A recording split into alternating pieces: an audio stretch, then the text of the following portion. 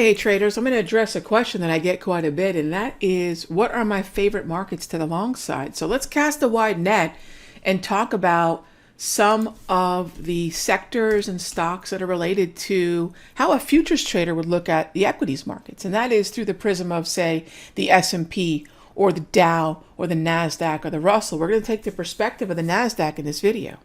And so when I have a double green market, in other words, the structure of the 8, 13, and 21 exponential moving averages are green and the wave is green, I know that I want to buy pullbacks. And this is something that we've been now focused on for about 3 weeks now, specific to the NAS. So what else gets to come along for the ride? We're very long and well, I should say we're very bullish, and we are long the XLY and XLC. Now think about NASDAQ and sector weighting. Discretionary, tech, communications.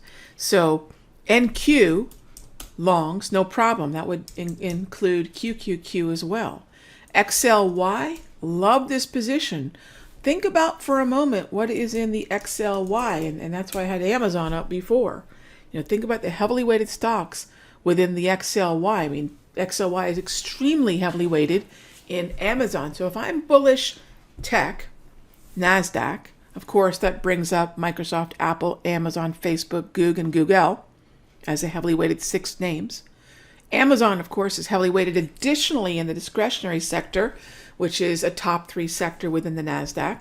And then XLC is there as well. So what this does is this allows a futures trader to really be able to move nimbly in and out of equities as easily as we move in and out of futures from an equities perspective.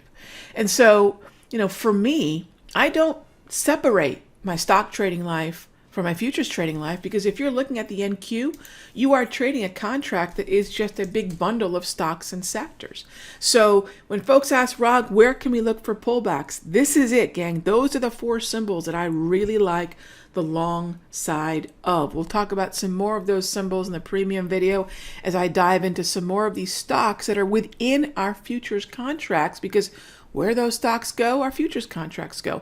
And sometimes vice versa, right? If the equities markets broadly, if the overall markets, the NAS, the S&P, the Dow are moving lower, there's certain names that are going to be susceptible. And I'm going to show you how we can discern that and trade everything, understanding the connective thread of it all. But continue to look to the long side, gang, of discretionary, of communications. Disney's going to be another name we can talk about within that bundle.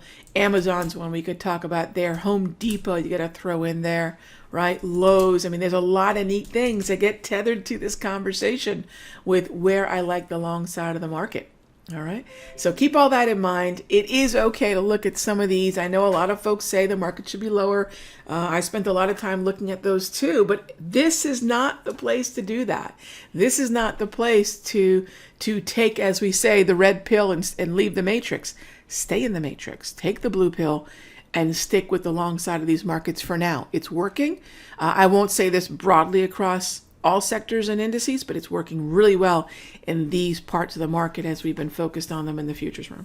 Hope that helps, and I'll see you in the next update.